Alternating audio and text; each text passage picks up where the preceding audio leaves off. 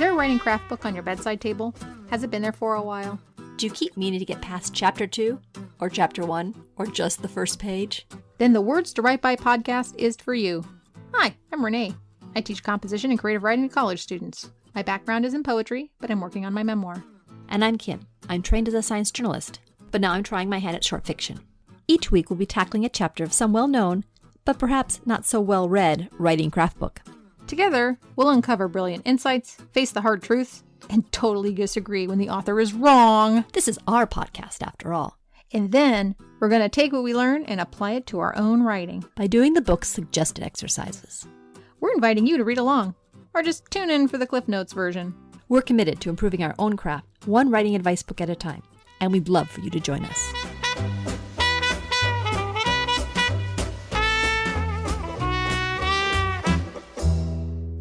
Happy holidays, listeners! Our question this week is if authors employ Bickham's plot templates in their own novels. If you want a refresher on those 7 templates, check out Renee's comprehensive show notes from episode 26 on our website, wordstowritebypodcast.com. But before we get to the interview, it's time for our Patreon pitch. Hi, everybody. So just want to take a moment to let you know that we have a Patreon account, and we have various good things on there, such as bonus episodes where we go into more depth on our workshop of each other's work. We have some snark notes, which are in-depth chapter note summaries with examples that I put in there for our listeners, kind of like a study guide. And then after that, we have an actual workshop group. So if you'd like to join our group and do the activities and get some feedback, we got that for you too. So just head over onto Patreon for Words to Write By podcast, and we hope to see you there. And thank you so much to our current Patreon supporters. We use that money to pay for our hosting services and other fees associated with this podcast. Thank you very much. Thank you. And now on to the interview. I am Val Neil, dark fantasy author, and my new book, Dark Mind, is coming out in December. It's dark urban fantasy, and it takes place in the 1950s. So in a previous podcast, we had these different plots that Bickham used to increase tension and keep people reading their books. Do any of these 7 different plot templates apply to your work? Listening to it was funny because, I think the first 3 are basically the same thing. It's just introducing conflict. My books, I would say the first book was probably a mix of 1 and 3. It was hard because it was my first book that I wrote, and I basically wrote a bunch of funny scenes between 2 characters and then had to lay out all those scenes and say, how do I carve a plot out of this? And it's basically character conflict. The protagonist is also his own antagonist, so he is basically causing all his own problems. So that goes against the Bickham idea where you don't have external conflict. It's all man versus self or whatever. It's just him projecting stuff onto other people and making bad decisions. When you're reading through that first draft, are you identifying places where you think the reader might put the book down and not pick it up again? Yes, I've gotten a lot better. First draft of the first book, I didn't have a lot of conflict. I had a lot of good critique partners and beta readers that helped. And I went through and looked at scene by scene. And so I check and see if I have a proper conflict, if I have a hook. Hooks are really important at the end of scenes so that people keep reading. And I've gotten a lot better at that. My second book, I wrote linearly. It was a lot easier to do cause effect. And Dark Mind is more like number 3, where the new goals get in the way. So they have their main goal, but they have little side goals that they have to do. And then they kind of take a hard right turn in the middle of the book when a new problem crops up that seems unrelated, but will feed into the larger series. I've gotten a lot better at pulling people along. On a scene level, I can pull people through the book so they don't necessarily want to put it down. Each scene has its own little mini arc and whatnot. And like you said, there's a hook. You can't always have a hook, but try. Hi, I'm Lee Clark, author of the Matthew Payne Mystery Series, which currently has 4 books in it, and I'm working on the 5th one now. Bickham had 7 different templates that he said cause readers to turn the page, to be engaged with the story, to raise tension. Can you pick any of these templates that you think apply to your own work? I can pick several that apply to different books. The one I wanted to talk about is Christmas Punch. So it's the newest one. It also is a Christmas book, so highly appropriate right about now. Really, the closest one would be his number 3, that a new goal gets in the way and the hero has to get rid of all the other goals in order to get back to his original goal. So Matthew's original goal would be never again to have to be consulting with the homicide detective that he's worked with on the past cases. And the only thing I would take issue with is Bickham talks about returning to the original goal. I would say that part of the character's journey is growing beyond the original goal, so that as he satisfies all of these other goals that kind of pop up and get in the way of the original goal, maybe he doesn't, at the end of the story, want to return to the original goal. Maybe he's grown in some way and that goal has changed. Right. I think in Bickham's world, if the guy doesn't climb the mountain at the end of the story, then why are you reading the book anyway? True. I get that point. I really do. Do you use any of the other techniques, like for a mystery, the reveal, the number 7, where he talks about a character who's been a minor character suddenly is revealed to be a major player? The one that I'm writing right now, Iced, that's absolutely the case. There is a bad guy that is kind of playing games with him, and he's doing it very intentionally. These techniques to keep the readers going, do you feel that there's something that you actually actively use to keep the story going? Or do you think it's just kind of a consequence of the plots that you like to tell? I'm a pantser, so I think they're totally consequences of the plot, because when things start to get a little bit boring, you just throw your hero into some kind of imminent danger. You just hand him another hurdle, something else that he has to overcome. I think it increases the tension, the intensity.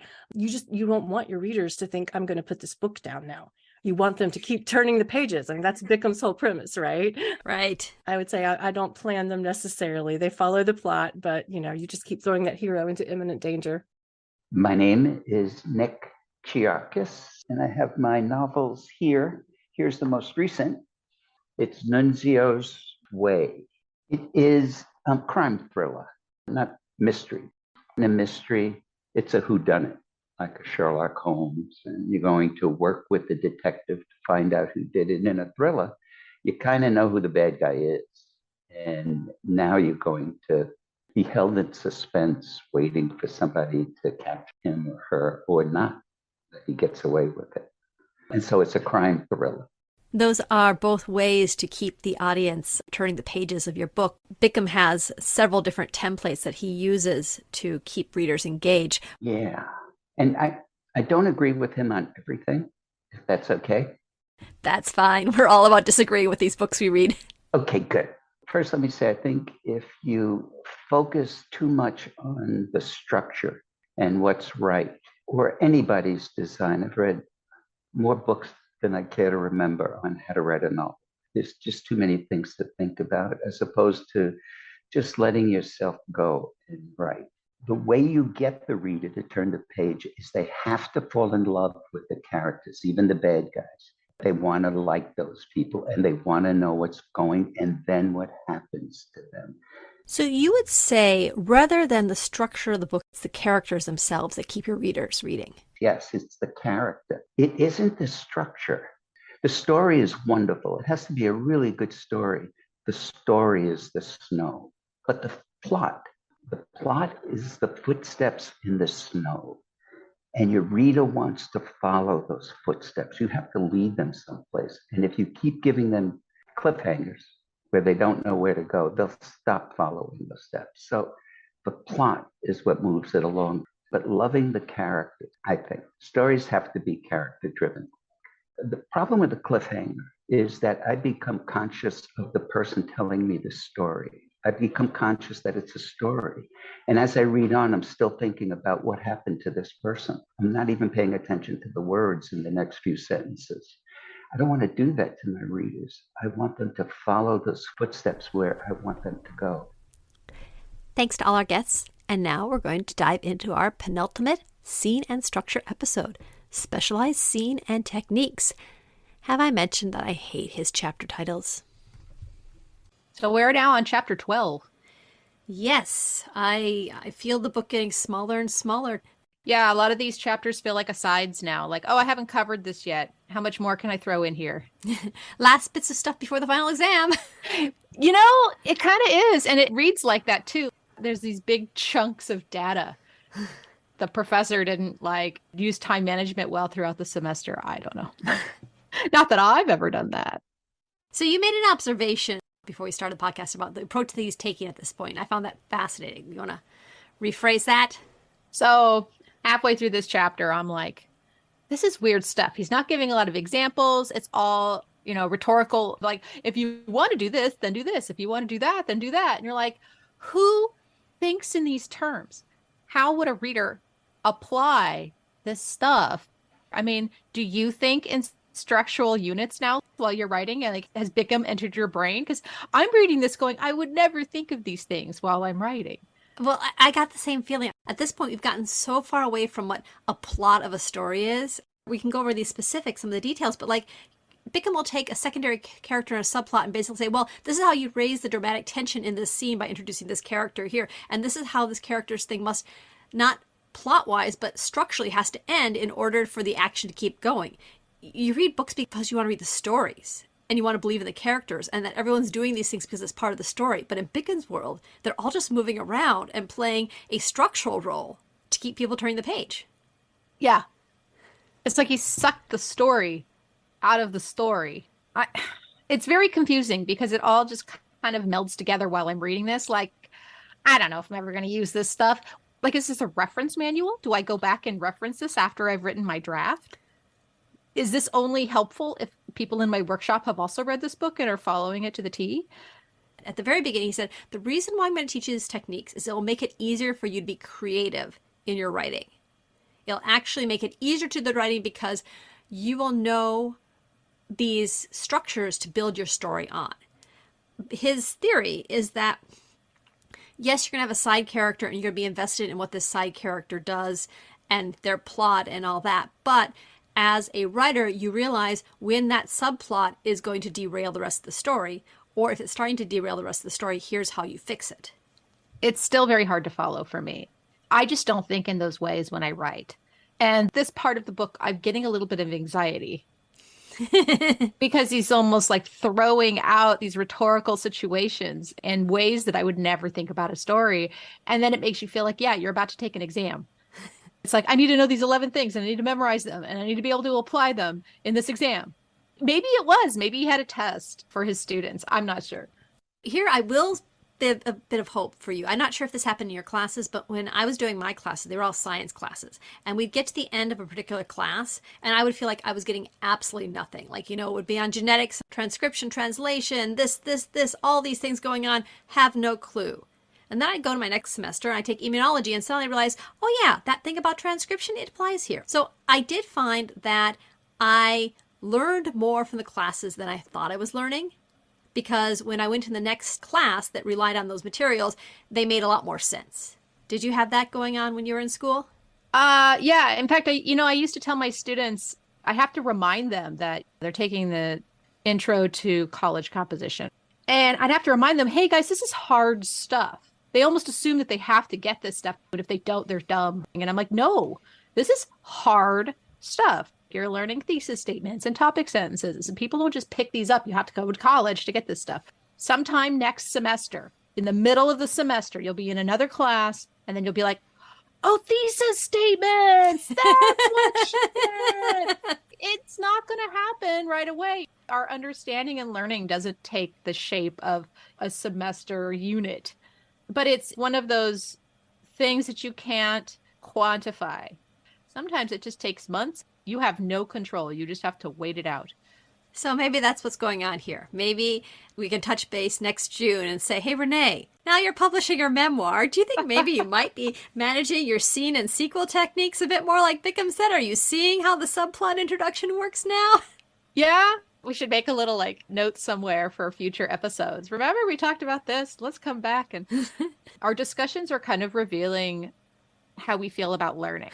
Yes. And it's being revealed to our listeners, the anxiety I feel while learning. I'm really good at learning. I would consider myself like a master's student. If you saw my notes, you know, the problem is it's also revealing how much anxiety I feel. I need to get this stuff. And I start to not panic, but I start to freak out and my brain goes all over. Anyway, Kim, do you have any consoling words for me? It's your anxiety that makes you address the stuff that you don't understand and get through it. Because it's very easy, especially if you're learning on your own, to have something in particular you don't really understand. You just kind of pass it by and you don't worry about it. Like, I've never really internalized how logarithms work. And every time I run into them, I put a little veneer on, I push ahead, but I never actually have gotten so frustrated with myself that I don't understand how logarithms work that I'm going to really dig in deep. But I suspect you're one of those people that does actually get frustrated enough that you dig in deep. Yes, although I don't know what a logarithm is. I have no idea what you're talking about. Okay. I picked an example that would sound really smart hoity-toity, so there we go. Oh, it does. It does. It sounds very scientific. I'm very impressed, Kim. I love how the science part of you pops up every once in a while, and I'm just like delighted by it. It's my poetry words, Renee. Just treat them as my poetry words. She's speaking grammar. Her science grammar.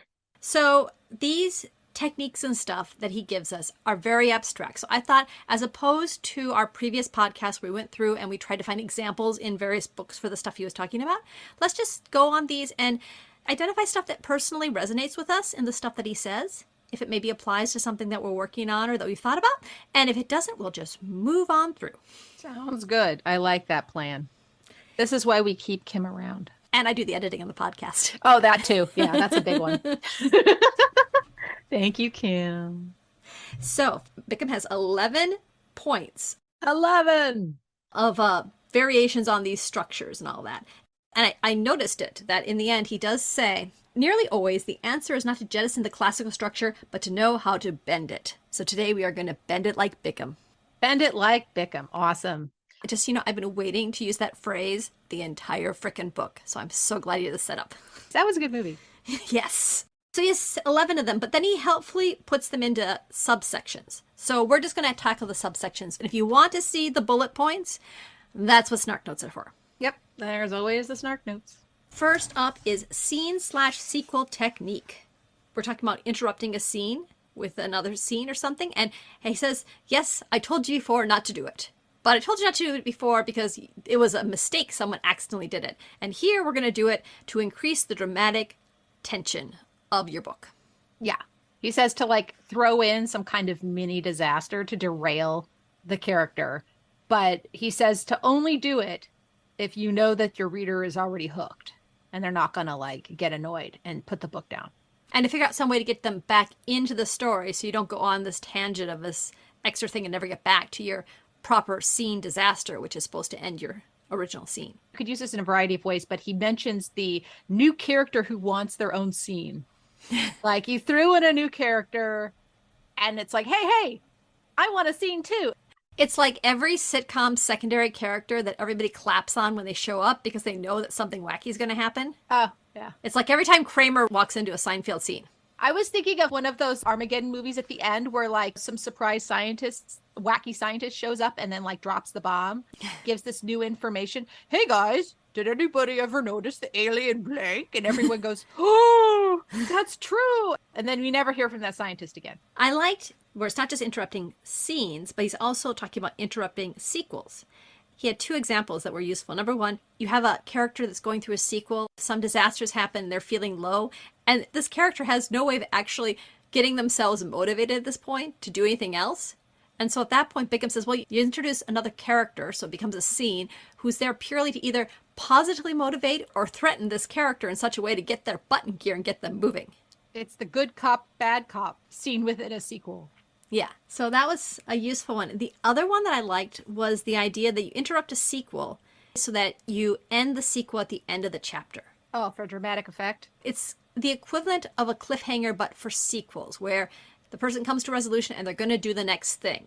And that's where you leave the chapter. This method's usually used when there's so much crazy going on, there's a big fat murder, but then there's other people in the room and you got to get them out of the room. And it's just, you can't process it because the action hasn't stopped. And then suddenly after the action has stopped and so much has gone on, there's all this trauma that's occurred. And, you can't really end it on a big explosion. There's been explosions throughout the whole chapter. Now we need to chill out and figure things out. This is one of those points where Bickham's control of structure makes you see it in a different way. You were talking about how when you have one of these scenes, you don't end it on a disaster because you've been having disasters all the way through it. Without Bickham, I'd almost think, yeah, sure, you ended on a disaster and then you had them contemplate all this stuff in the next chapter, starting with a sequel. But from Bickham's idea, it's like, well, this profound thing's happened, but we're going to delay the sequel to give it the biggest impact possible. He wanted to have the time and space to really give his character a chance to process it in a dramatic way that the reader would have time to then really appreciate it and put at the end of the chapter. Yeah. Next up is non-viewpoint character scenes. So this one essentially is like somebody knocks on the character's door and thrusts some papers into their hand and says, have you seen these photos? And like this character, the viewpoint character, i.e. the protagonist, has not seen this extra character before. But suddenly the scene is in their hands and they have control over the scene, even though it's from the viewpoint character's perspective. He phrased it really nicely. The central character often is acted upon to get him into motion. In such cases, a scene might easily start by someone else walking in, stating a goal, and starting a scene, or by shooting at the hero. Right. And they're kind of in control of the scene goal. The protagonist isn't in control of it, even though it's from their point of view. He says whoever that interrupter is that comes in with the scene goal, that's not the viewpoint character, they will always win. They always get what they want, and the disaster falls upon the protagonist. Yeah. When the scene is being driven by the non-viewpoint character, they get the goal. But it's your protagonist that gets the disaster. Bickham had this little nugget of advice that I really liked. Also, would make a good t-shirt. Always end your scenes to make things worse on the hero, even if it means sometimes altering the usual pattern of scene structure. Whatever you do, make it worse for your hero. He also slips in a little bit here. What happens if you have a scene from the villain's point of view? And apparently, the thing about a villain's point of view is that they don't have to end their scenes on a disaster. But if you choose to have the villain end a scene on a disaster, it has to be something that's going to motivate them to go after the main character even more. Yeah. All right. And then this is my favorite, flashback scenes. Flashback scenes. Time travel. I'm a big fan. Max, my husband, and my buddy Greg, they normally don't like time travel plots because there's too many loopholes in them. Yeah, but a time travel point isn't a flashback. It's a type of time travel. I mean, we do it in our heads all the time. And it is, I think, a form of time travel where you are going to live back in the past for a moment and be stuck there. And you're sticking the reader there. And they're kind of hovering in place until you get back to the current action. Bickham says one of the issues you can run into is that when you travel to the past, it's far more interesting than what's going on in the present. And the readers don't want to go back to the present. They want to find out more about the backstory in the past. Well, at that point, you're telling the wrong story. I know that happened for me in his appendix because we didn't actually get to know this character before he had that major flashback. This was the spy, right? Who was in Canada? Yeah, so this was Appendix 5. Yeah, we have the spy in Canada on the run, and he's thinking back of his whole personal history that got him to that point. The guy was like, no, I want to find out what happened to his mother who disappeared. I don't want to be back in Canada. I mean, who wants to be in Canada when there's this really interesting story before it? This flashback occurs in the sequel. It's part of the thought process. Honestly, before reading Bickham, I always thought of a flashback as that moment when there's all the action happening and the character suddenly has a flashback to this other traumatic event that weaves together. But in fact, I was misremembering it. The person was always in sequel, or he's usually in sequel when they have the flashback. It's a form of processing. Mm-hmm. And that's how it occurs in my memoir a lot, is if there's a flashback, it's almost always in a sequel. It's where I'm trying to figure things out and be like, why is this character doing weird, crazy things? Oh, it's similar to the weird, crazy things in the past. And then I can make a statement about it. Like, can't fix crazy. Yeah, there are some techniques if you don't want to get too long into the flashback. He says you can summarize. So your flashback doesn't have to be a scene. It could be a sequel within a sequel, a summarization.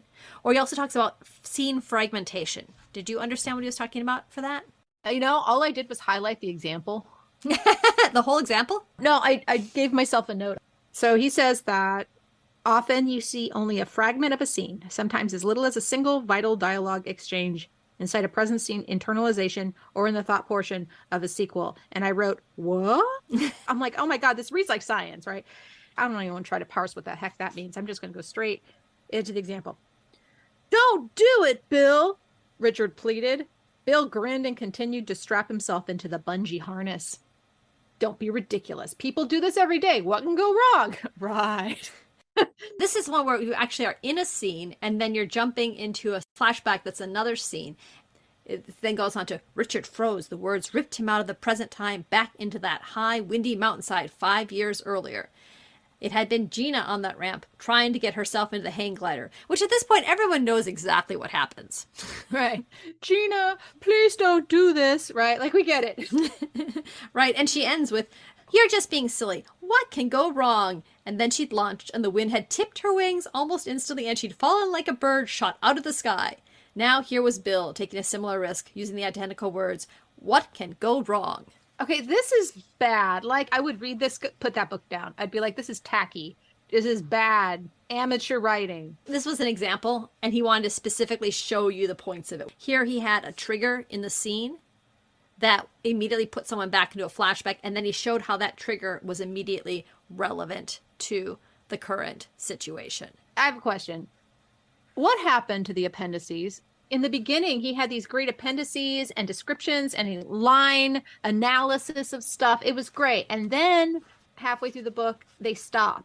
Actually, in the end of this one, it says to see the flashback appendix, Appendix 5, and it also says to see the scene interruption, Appendix 6. He just started double using his appendixes. Right, but there's maybe then 9 more of these tricks with scenes that have no appendices to reference. And the examples are rhetorical or I don't know. Well, Bickham was master of the page turner, and then he also wrote nonfiction. Bickham knew perfectly well that the majority of readers would not get this far in the book. So you don't need any more appendices for stuff that people aren't even going to get to. Right. Why would you do that? That's just extra printing costs for stuff that no one's going to read. Okay, so PSA announcement to anyone writing a craft book. If you don't think that we're going to keep reading the book, it's because you don't have enough good advice to keep us going, or you don't have examples. And if you don't have examples, something's wrong with your advice. I'm just saying it. It's just out there. I think that's pretty harsh. The majority of readers don't stop reading because there's not enough examples or because the craft book has done anything wrong. The majority of readers stop reading because there's something interesting on YouTube or Netflix series or something else. It's very easy to put a craft book down in the second half of it. Well, that's an interesting conversation. Why do you put craft books down? Because my brain is full and I'm going to apply these various things that I got and I need to get back to actually writing my book as opposed to reading a craft book. And, I put another book down on top of it and it disappears. Do you actually use the advice in the book? Did it actually translate into your writing? Well, if it's a profound, the next book we're doing, Bird by Bird, yeah, I totally use some of that advice. Or some of the other craft books that I have done. I've seen some of the examples they were talking about in my work and then focused on those. But to be honest, majority of craft books I picked up is because somebody told me I should pick up this particular craft book or I was doing it for a class. See, I would argue that maybe the reason I put it down has to be for the reason that I picked it up.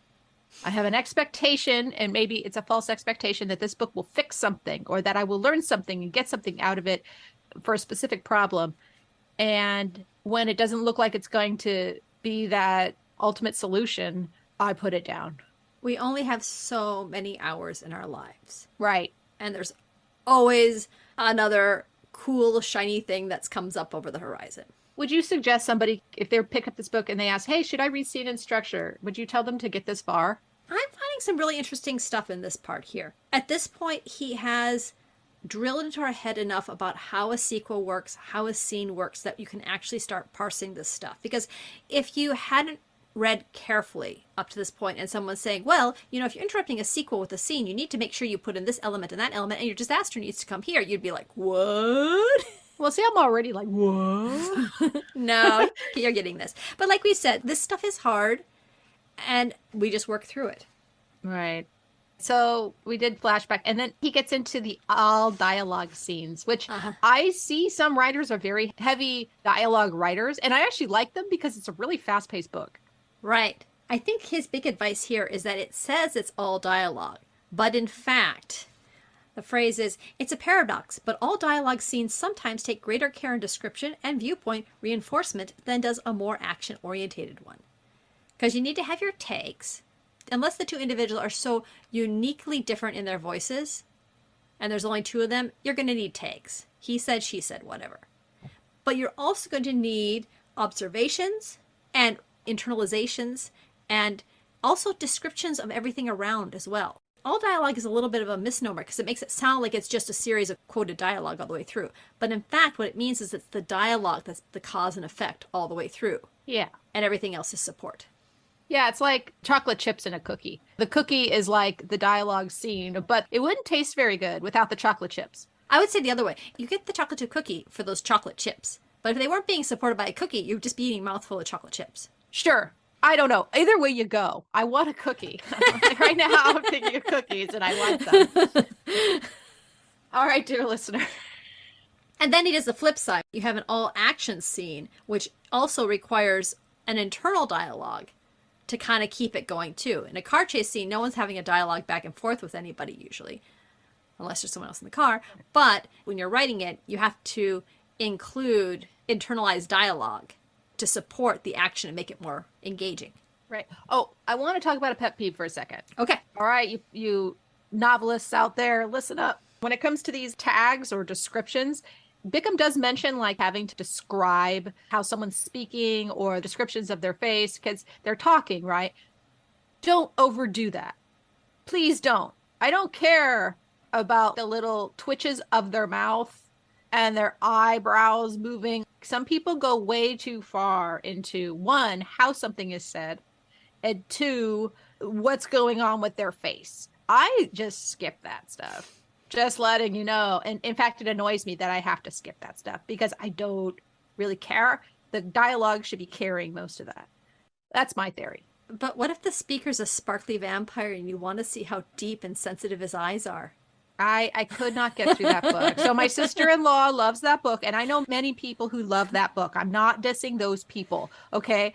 I mean, I have read the Witcher series twice, okay? I like some cheesy stories, but man, I could not get through that book. I was so, oh God, he was sparkly, and I didn't want to sparkle with him. It's like glitter, no glitter in the house. Okay? I have a very strict no glitter rule. And that book has glitter in it. You open it and it gets all over your desk. The cats track it through the house. That's all I'm saying. You know, it is the fact that someone writes all those descriptions. And yes, when you're in a dialogue scene and you don't want to read them, it's really easy for your eyes just to scan only the stuff in the quote marks and just keep going down the page if you wanted to. Yeah. What about this maneuver scene against the unseen opponent? So again, the person reading it thinks that they're just watching the character by themselves go through these motions. But in fact, to create conflict, you have to have the character actually propose what his enemy is doing in his head or her head. So that when you're following it along, you know why it's so important that they don't go down the river track at that time, but instead go in further into the forest. It is the anxiety catastrophizing, yeah? One where the protagonist is on their own, running away for something or trying to get to something. The reader thinks it's all about the surface thing, but in order to make them work, you need to incorporate the cause and effect. You can never actually get too far away from the cause and effect in these scenes. And in order to incorporate the cause and effect when it's only one person and they're doing stuff, you need to insert it internal dialogue or something else, internal thought process to create that cause and effect. It makes me think of like the angel and the devil on your shoulder talking. It's like, well, you could do this or you could do this. And you're kind of in the middle like, where am I going to go?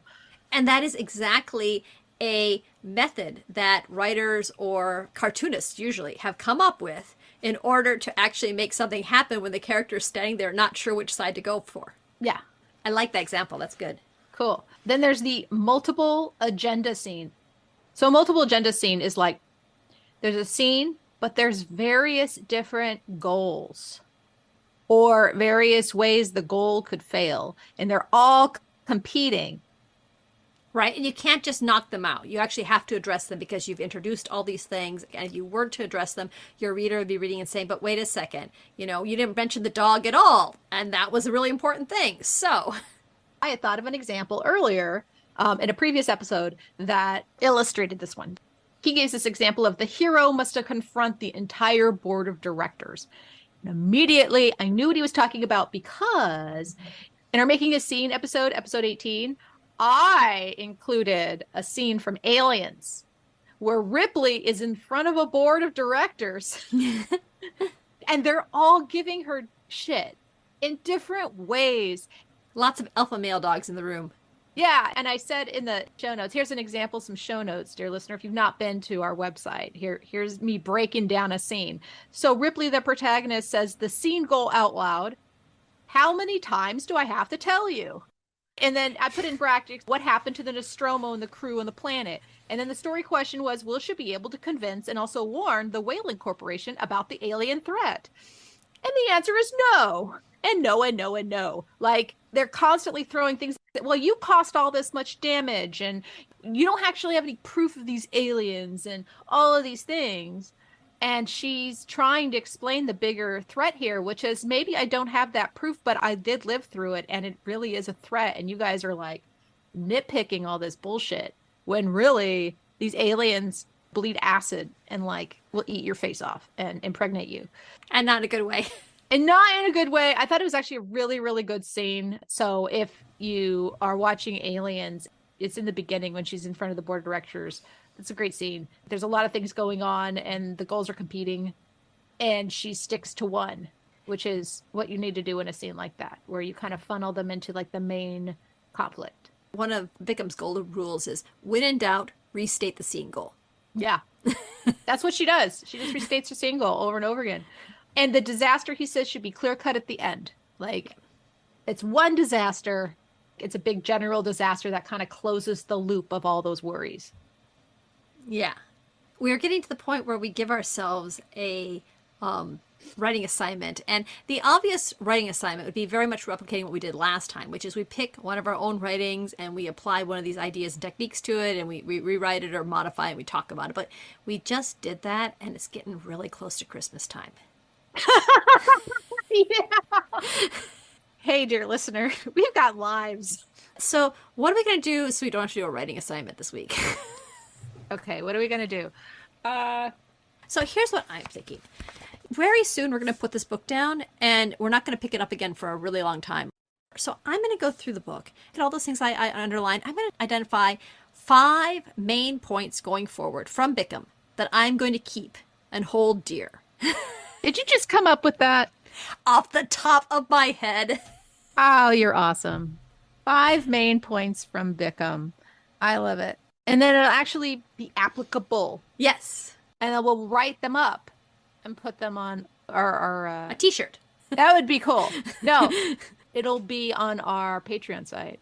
They can either be rules that he said or some situation or something that basically, you know, you're going to draw upon as you're going forward on your writing because it was something that was really important to you in the writing. Yeah, and then we'll pick out the 5 and discuss. Mm-hmm. And then for the bonus podcast, we can do the ones we're going to completely throw out the window when we get done with the podcast. Oh my God, that's awesome. That's hilarious. So 5 things you learn you're going to keep with you, and 3 things that you're going to completely forget about when we get done with the podcast. Yeah. Yeah, dear listener. You'll have to review the episodes to get them all. Anyway, we'll do that over the next week. And in the meantime, we should check in with Renee and see how that Magic Mind thing's going. Oh my gosh, Magic Mind. Okay, so Magic Mind approached us and they were like, hey, we think that our product would be really awesome for your audience. And we were like, oh, maybe, because, you know, writers tend to procrastinate. The key of their product is to like get you into the flow state with, you know, vitamins and other things.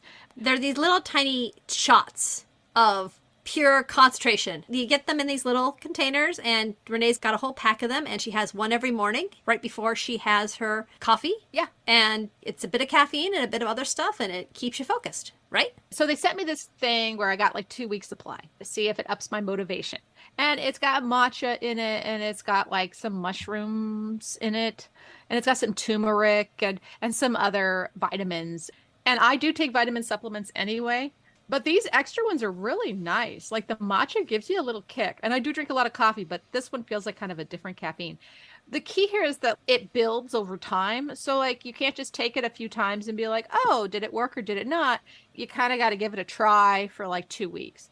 And I will say my motivation for running has gone up I go through this weird phase where I wake up in the morning and I'm like, I don't want to run. I don't want to do this. And then like an hour later, I'm like, oh, all right, I'll throw my running gear and go out. Well, this stuff is great because when I wake up, I'm already kind of awake. Like it's helping me get out of bed because it's kind of accumulated over time and I'm a little bit more energetic. And so it's harder for me to talk myself out of running. In terms of writing, I'm a little bit more clear-headed. So that's nice. I'm more clear-headed. I've got the energy. I don't feel like I need to take a nap as much. So yeah, all around, it has really upped my daily routine game. And I suspect if it's helping motivate you to run every day, that's also improving your focus and your energy levels and your lack of needing a nap every day, if you're also improving your health that way. Right. It's a nice addition to your process, into your routine. I mean, it's not, a savior of your routine, but it can be really helpful. And so I like it, and it has become a permanent part of my routine. There you go. And if our listeners are interested in trying that out, we have a deal from Magic Mind, folks. If you go to www.magicmind.co/words and you put in the code words20, you'll get 40% off your subscription for the next 10 days. So that's a pretty sweet deal. And the code will be valid forever for 20%. Right. But for the first 10 days after this episode, you'll get 40% off the subscription. And as we are going to the holiday season, I'm sure that everybody could use a little extra focus and energy. Oh man, this would be a good gift too. Like if you have no, I'm serious. Like if you have a friend who's complaining that they have like some writer's block or they're just like not motivated, get them a 2-week supply of this stuff. Why not? And over the years, I've started adopting, and all my friends have been pushing for this, to stop giving physical gifts because they fill up the house because we've got so much junk in our house and we don't have big space either, right? So, make them cookies, give them something that gets drunk, like get them some whiskey or some gin or some Magic Mind. And they could hold off until New Year's and they could start with their New Year's resolutions. Oh my gosh, Kim. I'm going to buy somebody some Magic Mind. There we go. Glad we have the promotion. Yeah. Actually, that 40% off, that's pretty sweet. Well, get to it. Your shopping's almost done, dear listener. That means we really do need to make sure we get this episode out before Christmas. Yes, that's true. We do have to get it out before Christmas. Okay. Well, I think we've got our assignment, and we had a great conversation about exactly how to deal with these end of a craft book when you're feeling completely overwhelmed. And yeah. Yeah. All right. Well, we'll see you with our 5 takeaways from Bickham. All right. So our activity required very little work this week. I'm so happy. Yay. Well, 'tis the season, So our goal was to find 5 things that we will take with us when we put aside this craft book and don't use the word Bickham again for some time. Right. I mean, it might get folded into the next season or the next book in response to the next book, but. So I think we'll just go down our list, and I think a lot of us are actually very similar. My first thing I wrote was how to start your story. I really like the idea that Bickham had, that your central character's sense of self is disrupted in some way, and that's where you start the story. Yeah, I had that same one. That was from episode 17. I really like this idea of the self-concept and that it gets threatened. So you have to figure out who your character is and then threaten it, he said, specifically with an external factor, which if you break down a lot of books, you find that, yeah, they kind of do that. And what I liked about this is it's kind of masked, because if you just are reading a book, you might think, oh, you start the story when the hero's daughter is kidnapped because that's when the action starts. But part of the reason why it works is also it's threatening his idea of being a father. Right. It's an obvious thing, but he showed a much deeper reason why that's where you start the book. Yeah, you could just watch almost any film or any story, really. So I thought that was really helpful. Also, I hadn't thought about it before until I read the book. And you know what? It really helps. Once he said it, oh, yeah, that makes sense.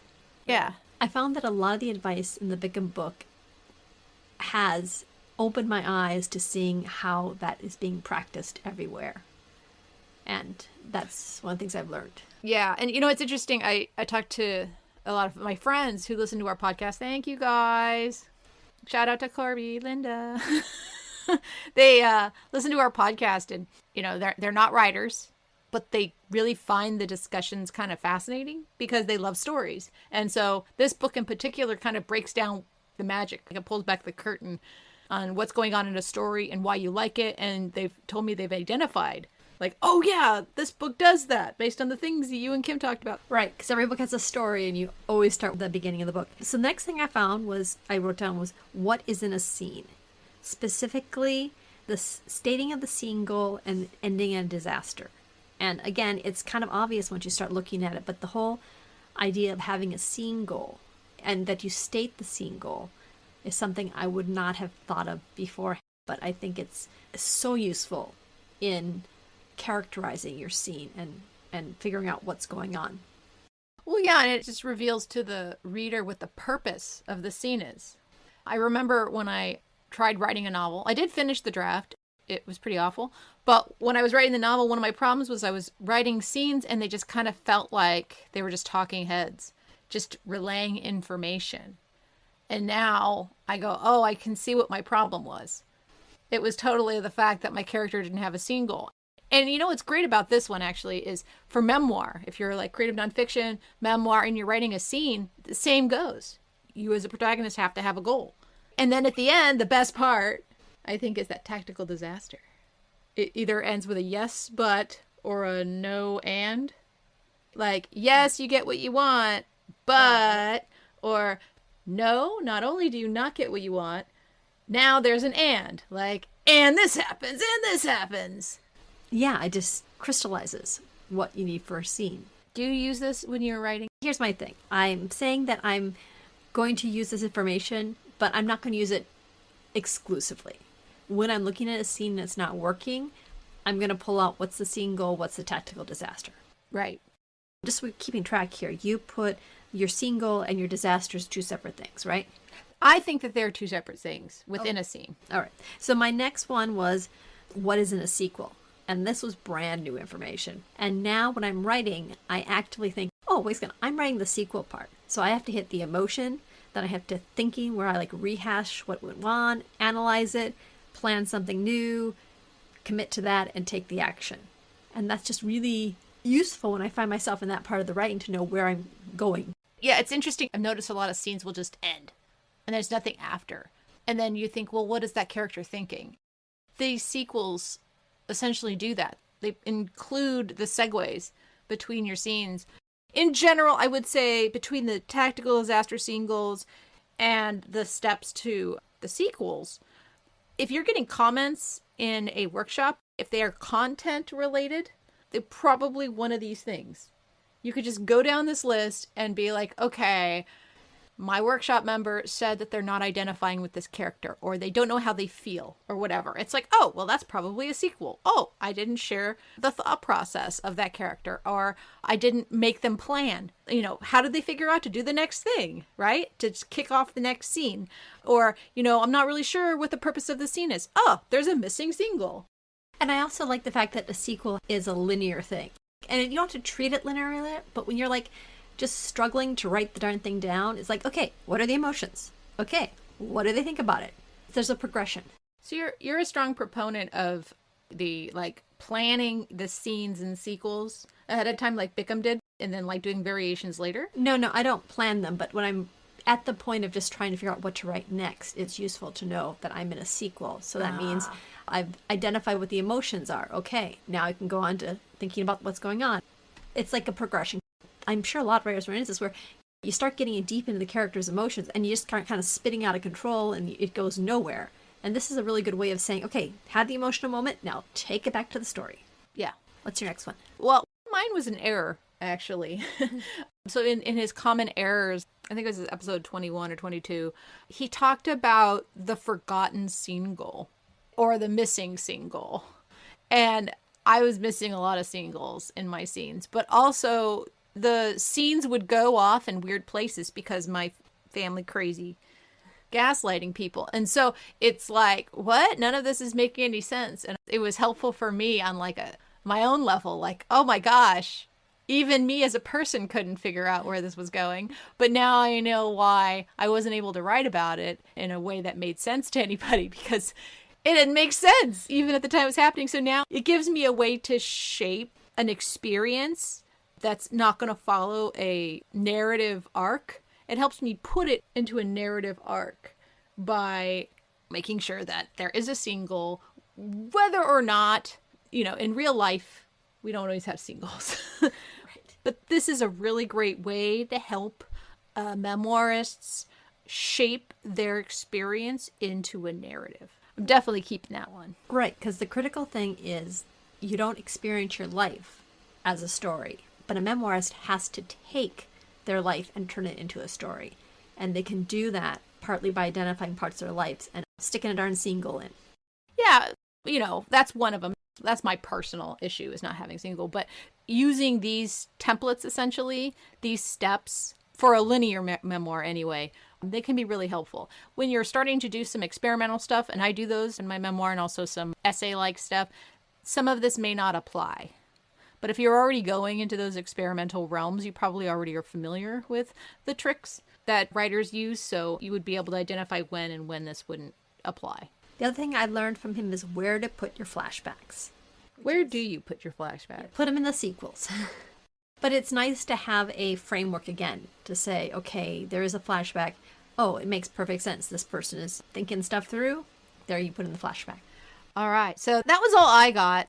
I wanted one more shout out for note cards, because Bickham did say what you should put on the darn note card, which was, of course, the single, the various conflicts, and the tactical disaster. But still, I can see myself in the future when I am creatively spent on this novel and I know I have to do some work, just saying, okay, I'll just make some note cards and see what I got.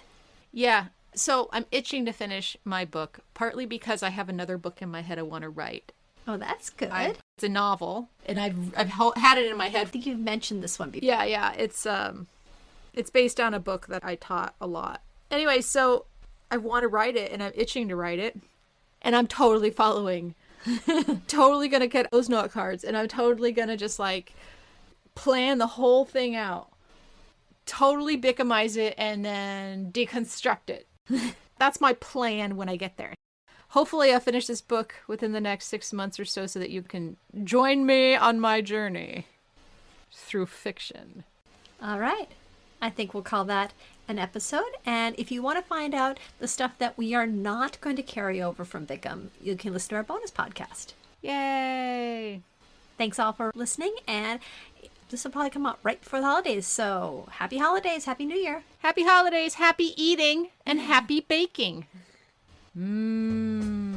Words to Write By is produced by Renee Nelson and Kim Smiga Adam. Our theme music is Roll Back the Carpet by Cool Cat Music. Have a great day.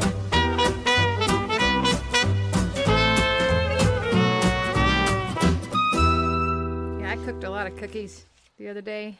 Had a couple of cake fails. It was all right, though. They're tasty. They're tasty.